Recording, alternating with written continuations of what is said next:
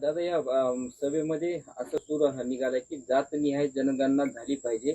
दूध का दूध पाणी का पाणी होऊन जाईल. आणि त्याचबरोबर आकडेवारी सांगत मराठा समाज 10-12% असल्याचं सुद्धा भुजबळांनी सांगितलंय. ते आता त्यांनी काय बोलायचं आणि काय नाही ते त्याचा प्रश्न आहे.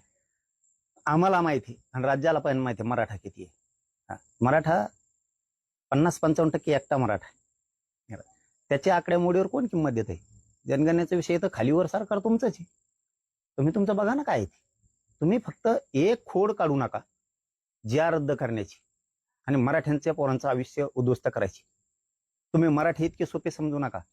हो, तुम्ही जर ज्या रद्द करायसाठी आणि कुणबी नोंदी रद्द करायसाठी म्हणजे इतके जर मुळावर उठलेला असताल तर बीड जिल्ह्यातल्या मराठ्यांना सुद्धा ताकद दाखवावीच लागणार. हे जर दहशत निर्माण करण्याचे दोन विषय आहेत त्याच्यात, मराठ्यांच्या कुणबी नोंदी आणि जे आर. आणि दुसरा मुद्दा आहे की हे दहशत निर्माण करायला लागलेत मराठ्यांवरती बीडचे. चौकून हे घुरड भुजिबळ तिथं बोलविलं आणि दहशत निर्माण करायला लागले. मराठ्यांना सुद्धा ताकद दाखवावी लागणार आहे. आम्ही तर कोणाच्या असल्या दबावाला आणि फवावाला भेट बी नाहीत आणि मराठी मोजणार बी नाहीत.